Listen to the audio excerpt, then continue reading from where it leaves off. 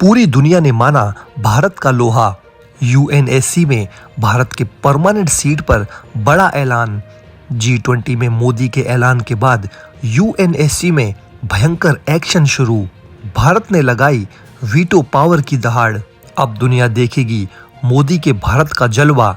रुचिरा कंबोज ने यूएनएससी को दे दी आखिरी चेतावनी।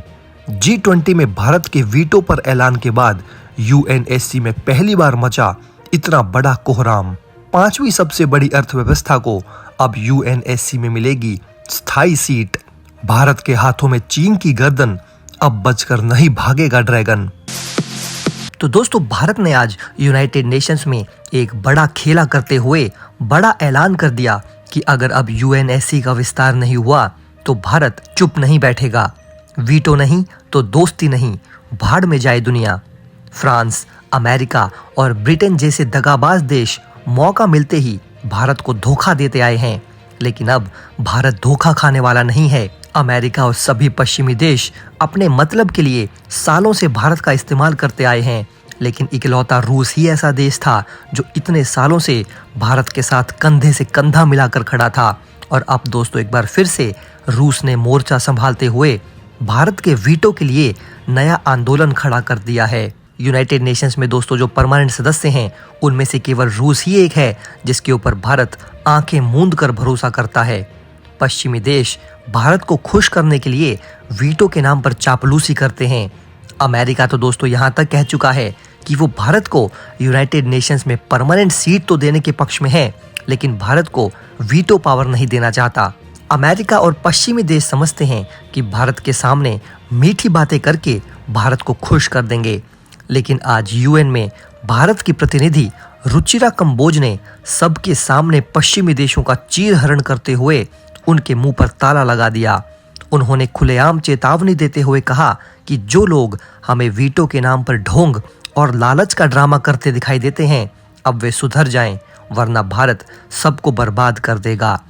रुचिरा कंबोज ने दोस्तों कहा कि भारत अब किसी के भी झांसे में आने वाला नहीं है। आज भारत के पास परमाणु बम जैसी ताकत है और भारत इस समय दुनिया की सबसे तेजी से विकसित होती अर्थव्यवस्था है। या तो हमें लिखित तौर पर परमानेंट सीट देने के लिए यूएनएससी में मीटिंग बुलाओ, या फिर एक बड़े उलटफेर के लिए तैयार रहो। यूएन के जिगर में दम नहीं कि वो भारत को परमानेंट सीट पर बैठने से रोक सके। पूरी दुनिया दोस्तों जानती है कि अंग्रेजों ने भारत के साथ किस तरह का भेदभाव किया था।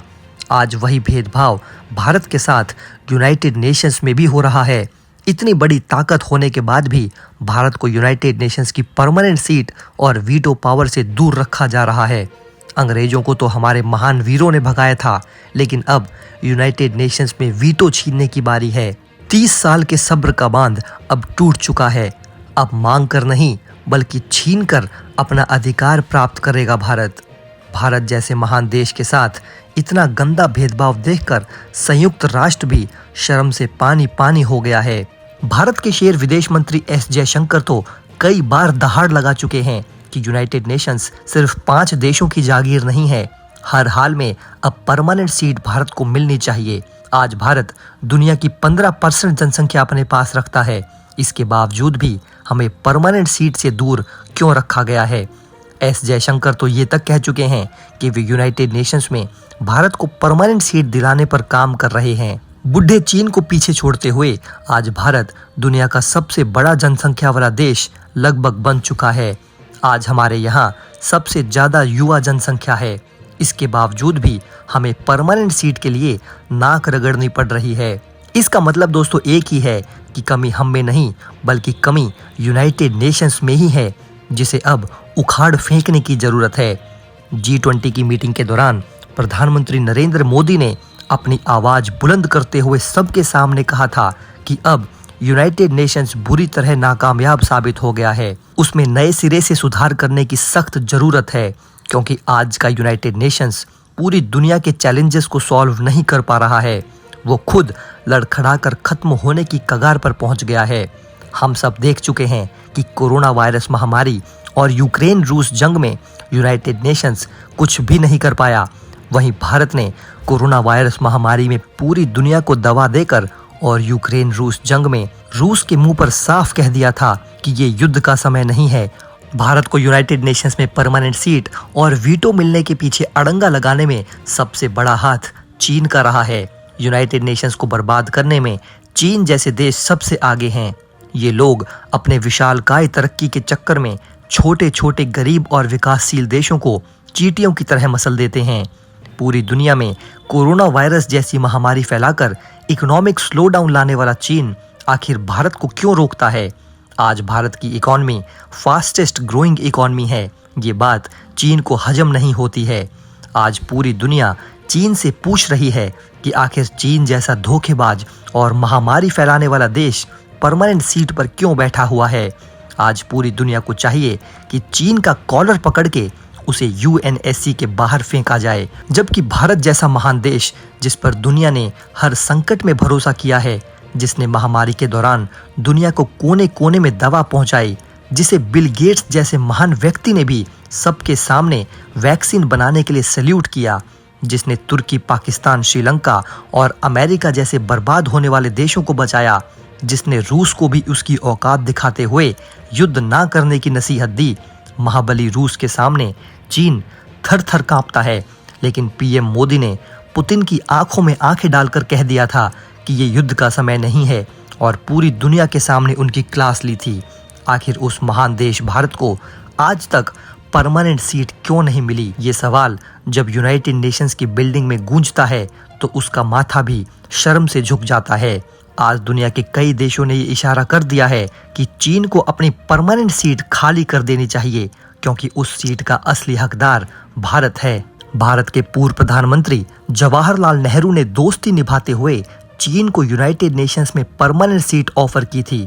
नेहरू ने नहीं सोचा था कि चीन इस कदर अपनी दोगलापंथी पर उतर आएगा और अब भारत को ही आंखें दिखाएगा। चीन ने अपना असली रंग दिखाते हुए सबसे पहले लद्दाख में नेहरू का काट लिया।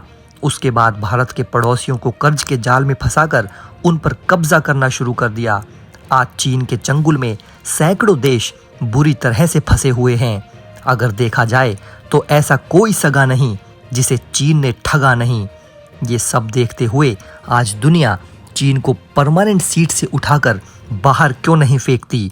भारत ने कई बार यूनाइटेड नेशंस में परमानेंट सीट के विस्तार को लेकर आवाज उठाई है, लेकिन हर बार भारत के सामने चीन रोड़ा बन जाता है, जिसे नेहरू ने अपना समझकर वीटो गिफ्ट कर दिया था। आपको बता दें दोस्तों कि यूनाइटेड नेशन सिक्योरिटी काउंसिल में इस समय 5 परमानेंट और 10 नॉन परमानेंट सदस्य मौजूद हैं, जिनकी संख्या बढ़ाने के लिए भारत ने अपनी आवाज अब काफी तेज कर दी है। और वो दिन दोस्तों अब बिल्कुल भी दूर नहीं है जब भारत चीन को उखाड़ फेंककर यूनाइटेड नेशंस की परमानेंट सीट पर काबिज हो जाएगा। हम अपना वीडियो खत्म करें दोस्तों, इससे पहले आपके लिए एक सवाल है। आपको ये बताना है कि यूनाइटेड नेशंस का हेडक्वार्टर किस जगह स्थित है। इसका जवाब दोस्तों आप हमें नीचे कमेंट बॉक्स में कमेंट करके बता सकते हैं। मिलते हैं दोस्तों अगले वीडियो में। दोस्तों अगर आप हमारे काम को पसंद करते हैं और हमारी खबरें आपको पसंद आती है तो हमारे इस चैनल को सब्सक्राइब किए बिना बिल्कुल भी मत जाइएगा। हमारे इस उभरते हुए चैनल को सपोर्ट कीजिए और आपका एक एक सब्सक्राइब हमारे लिए बहुत मायने रखता है।